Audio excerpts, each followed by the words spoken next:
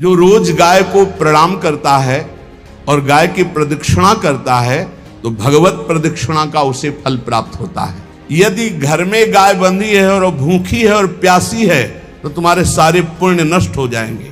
गौ का बहुत बड़ा महत्व वर्णन किया गया धर्म शास्त्रों में, यहां तक कि जब कोई ऋषि नाराज होता था तो आगे गाय करके जाया जाता था तो क्षमा हो जाती थी। गाय को देखते ही वो क्षमा कर देते थे। क्या बिना गौ सेवा के जी जो समर्थ है हर तरह से जी जी बिना गौ सेवा के जी क्या उसकी उपासना कैसे? जो मुक्ति है वो विशुद्ध बोध से है, जो भक्ति है वो विशुद्ध प्रेम से है, और जो धर्म है उसके ये अंग है। हाँ, ये धर्म के अंग है। ये बात है। सतरति सा लोकांग ताजति मम भक्ति युक्तो भुवनम पुनात तीर्थी कुर्वंती तीर्थानी। गंगा जी भी इंतजार करते हैं ऐसे महापुरुष का जिसका निरंतर भगवदाकार चिंतन चलता रहता है। गृहस्थ धर्म में जैसे है या जिनके पास बहुत अर्थव्यवस्था है, उनको चाहिए कि गौ सेवा से बहुत जल्दी शरीर पवित्र होता है, हृदय भी पवित्र होता है और गोविंद भी प्रसन्न होते हैं। यदि गावः प्रदक्षिणेर कार्या वंदनीया ही नित्यशः मंगलायतनम दिव्याः श्रेष्ठास्त्वेता स्वयं भुवा। यदि गाय घर में पाली जाए या गौशाला खोली जाए और गौओं की सेवा की जाए, जिनके पास अर्थ है, भाव है, भगवान स्वयं श्री कृष्णचंद्र जी ने गौ सेवा स्वीकार की, गौवें चराई। गौओं की परिक्रमा करने से, जैसे आप प्रभु के बिहारी जी के मंदिर की 4 परिक्रमा करें तो जो फल आपको मिलेगा वही गाय की 4 परिक्रमा कर ले तो आपको प्राप्त हो जाएगा। गौ की प्रदक्षिणा से, गावः प्रदक्षिणी कार्यावंदनीया ही नित्यशः, जो रोज गाय को प्रणाम करता है और गाय की प्रदक्षिणा करता है तो भगवत प्रदक्षिणा का उसे फल प्राप्त होता है। जहां गौएं विराजमान होती हैं वो बड़ा पवित्र दिव्य तीर्थ स्थल माना जाता है। गौएं जहां विराजमान रहती, गौशाला में भजन करे तो कई गुना बढ़कर के प्राप्त होता है। स्वयं ब्रह्मा जी ने गौओं को दिव्य गुणों से विभूषित बनाया है। अप्यागाराणि विप्राणाम देवतायतनानि च यद गोमयेन शुद्ध्यंतिम किम ब्रूमो हृदिकम ततः। गाय के गोबर से जहां लेपा जाता है वहां जिस देवता का आवाहन करोगे वही देवता आकर विराजमान हो जाएगा। अपवित्र भूमि में भी यदि गाय के गोबर का लेप कर दिया जाए तो परम पवित्र मानी जाती है। गाय बहुत पवित्र, जहां वो बैठती है, जहां वो मूत्र त्याग करती, गोबर त्याग करती, वो स्थान तीर्थ तुल्य पवित्र माना जाता है। भगवान जब गाय के पीछे पीछे चलते तो गोरज उड़कर उनके मस्तक पर विराजमान होती, उनके मुखार बिंद पर विराजमान होती। बाल गोविंद के अनिष्टों को दूर करने के लिए गाय के पूंछ को उनके ऊपर ऐसे झाड़ा देती थी मैया। जब गुरुमंत्र वैदिक सिद्धांत से दिया गया था पहली बार तो पंचगव्य पिलाया गया था। गोमूत्रम गोमयम क्षीरम दधि सर्पिस्तथैव च गवाम पंच पवित्राणि पुनंत सकलम जगत। कितना भी बड़ा पापी हो, अगर पंचगव्य पिलाया जाए तो वो वैदिक मंत्रों को स्वीकार करने लायक हो जाता है, पवित्र हो जाता है। पंचगव्य में 5 चीजें गाय की होती है। गाय का मूत्र, गाय का गोबर, गाय का दूध, गाय का दही और गाय का घी, ये 5 मिलाकर पंचगव्य पिलाया गया था। पहली बार जब वैदिक मंत्र दिया गया था तो पंचगव्य बनवाया था गुरुदेव भगवान ने संन्यास, और वो पिलाया था। ये पंचगव्य पिलाने से अपवित्रता का नाश होकर पवित्रता का संचार होता है। इसलिए धन्य है उनका जीवन जो गौ सेवा परायण है भगवत भाव से। गाय में साक्षात भगवान का भाव रखकर गौ सेवा करते हैं। त्रिषिता गौर गृहे बद्धा गेहे कन्या रजस्वला देवशास्त्र सन्निर्माल्य हंति पुण्यम पुराकृतम। यदि घर में गाय बंधी है और भूखी है और प्यासी है तो तुम्हारे सारे पुण्य नष्ट हो जाएंगे। अगर घर में रजस्वला कन्या बहुत काल तक है और उसका विवाह आप नहीं कर रहे हैं तो आपके सारे सुकृत नष्ट हो जाएंगे। यदि घर में ठाकुर जी विराजमान है, कर का पहनाया हुआ माला सुबह तुमने देख लिया तो तुम्हारे सारे पुण्य नष्ट हो जाएंगे, क्योंकि शयन कराते समय तुमने उतारा नहीं, अर्थात तुम सेवा में प्रमाद करते हो। तो देवताश्च चंद्रमाल्य हंति पुण्यम पुराकृतम, जैसे सुबह श्रृंगार किया तो रात्रि के शयन के समय वो हटा लेने चाहिए माले। जब हम शयन कराते हैं तो भले पुष्प शैया पे शयन कराएं पर माला नहीं धारण कराएं। श्रृंगार का माला अगर दूसरे दिन दर्शन किए क्यों पहने ठाकुर जी तो तुम्हारे सुकृत नष्ट हो जाएंगे। गाय बंदी हो घर में, वो प्यासी है और भूखी है, तुम्हारे सुकृत नष्ट हो जाएंगे। त्रिषिता गौर गृहे बद्धा, क्योंकि तुम्हारे पास है, सेवा करना चाहिए। यो वै गाम प्रतिसिद्धेन तो चरंतिम च स्वतरणम नरहा तस्य पूर्वे च पितरा कंपन्ते पतनोन्मुखा। यदि गाय हरी हरी घास चर रही कहीं और तुमने डंडा ऊपर प्रहार किया और लाठी मारी तो तुम्हारे पितर खोपड़ी के बल नरक जाने के लिए तैयार हो गए, ये लिखा है।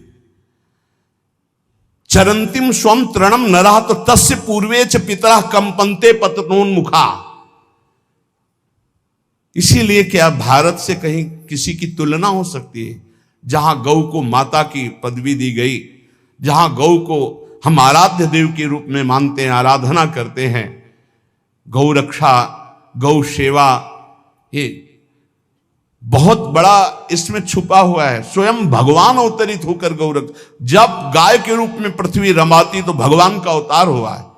बड़ा विचित्र समय आता चला जा रहा है कि अब आधुनिक यंत्रों की ऐसी सेवाएं हो गई बड़ी बड़ी कि अब ना बैल की जरूरत है और ऐसे दूध की महंगाई बन गई कि अब देसी गाय 2 लीटर 3 लीटर 4 लीटर और ऐसी इसी की 20-20 25-25 लीटर दे तो कौन देसी गाय को। तो गौओं का सेवा का भावना शास्त्र आज्ञा करता है कि जो प्रतिदिन अग्रग्रासे परोभावा कर्तव्यो भक्ति तोन्वहम अकृत्वा स्वयं आहारम कुर्वम नापनोति दुर्गतिम। जे ही तुम्हारे गृहस्थ में घरों में पहले होता था, अब तो भगवान जाने, जे ही पहली रोटी तवा में गई तो वो निकाल करके पक्की रखी जाती थी गौग्रास के लिए, पहला रसोई में। तो इसमें लिखा प्रतिदिन स्वभोजनम, पहले स्वयं भोजन न करके गाय के लिए ग्रास निकालना चाहिए। तो जिनके पास अर्थव्यवस्था जो गृहस्थ धर्म में है या जिनके पास अर्थ है, कुछ रोज 1 रुपया निकालो। हम कह रहे रोज निकालो तो महीने में 30 रुपया होते, 30 रुपया में एक गाय को हरी घास तो एक टाइम पवा ही सकते हो ना, बहुत नहीं है तो 1-1 रुपया निकाल के अगर एक गाय को चारा दोगे तो एक बार का भोजन तो हो ही सकता है। 30 रुपया में हरी घास जाकर के उसके दावा एक बार तो पवा दोगे ना। अग्रग्रासे परोभावा कर्तव्य भक्ति तोन्वहम, भक्ति पूर्वक गाय को 1 ग्रास भोजन में 1 रोटी तो निकालना चाहिए गाय के लिए, ऐसा शास्त्र आज्ञा कहता है।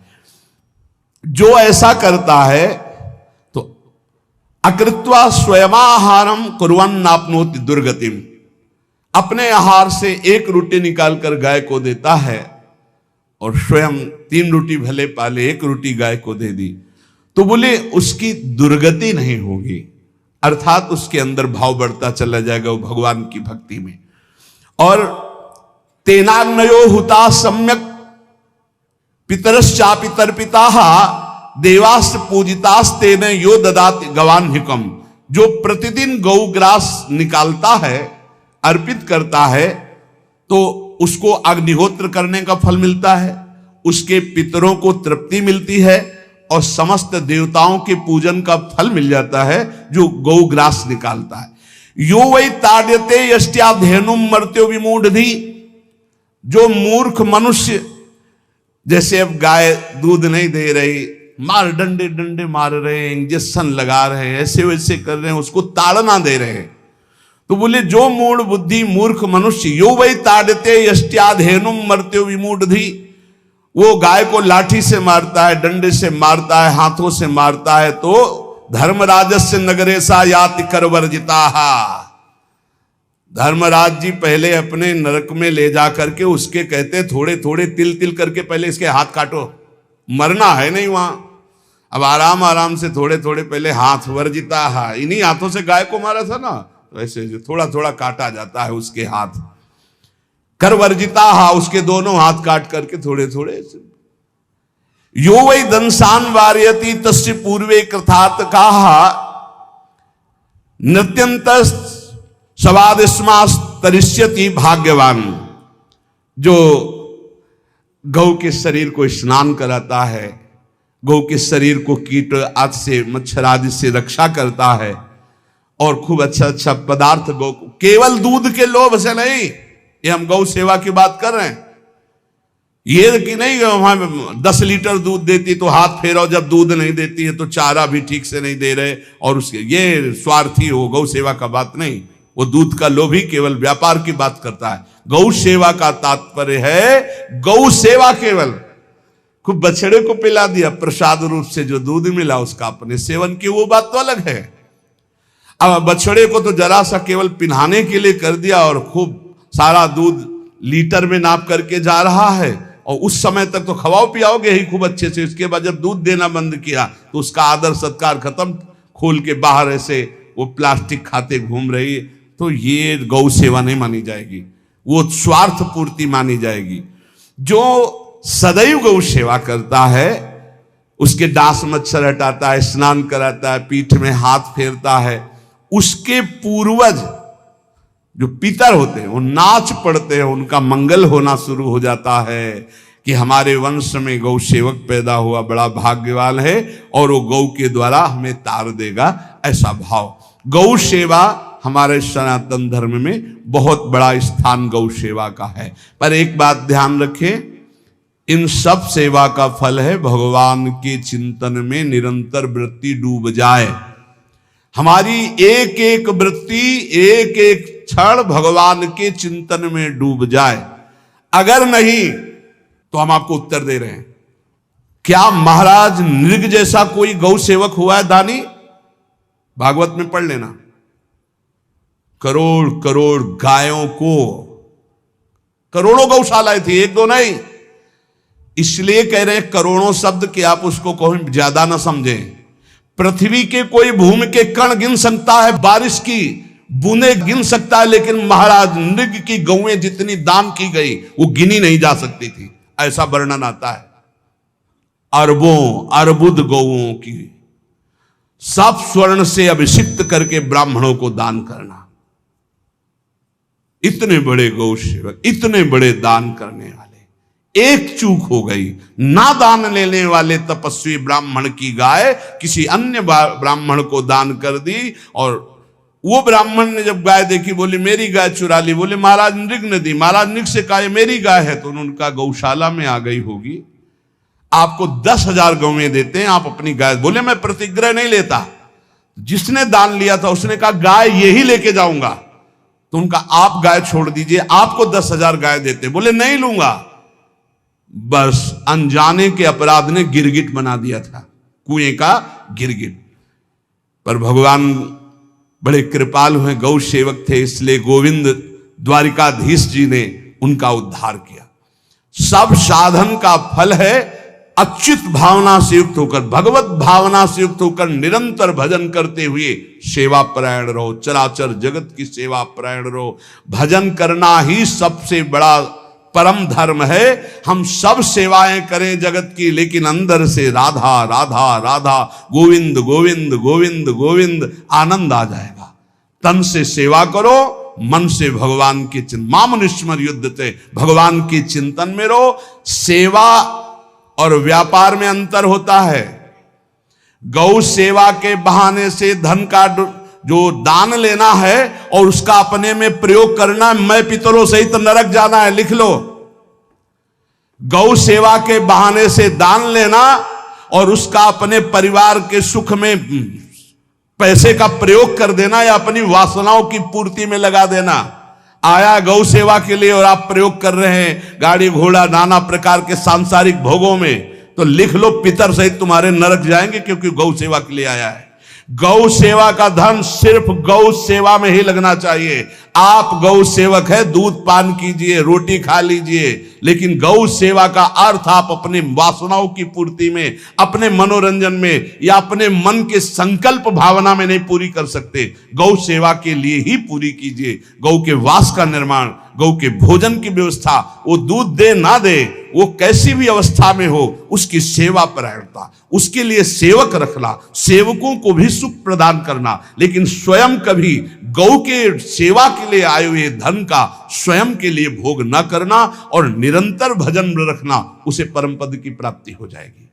इसलिए हमारे सनातन धर्म में गौ सेवा का विशेष महत्व है और इस महत्व को सबको स्वीकार करना चाहिए। यदि आप गौ पालन स्वयं नहीं कर सकते तो 4 लोग मिलकर के, क्योंकि आज जो गायों की व्यवस्था वो बड़ी दयनीय हो रही है। दयनीय इसलिए हो रही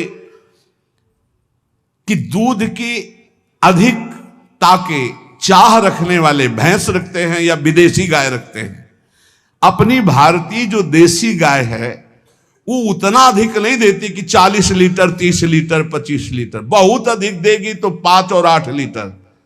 देसी शुद्ध गाय अपनी जो है वो 8-10 लीटर, बहुत जब व्यवस्था हो। नहीं तो अपने गांव में तो देखा है 2-2.5-3 लीटर से ज्यादा नहीं देंगे। 1.5 लीटर इधर 1.5 लीटर उधर, या बहुत हुआ तो 2 लीटर 2 लीटर, पर वो स्वर्णिम दूध होता है। जो दूध की चाह रखने वाले जन थे अब वो गायों को नहीं रखते, देसी गायों को कोई बिरला ही रखता है।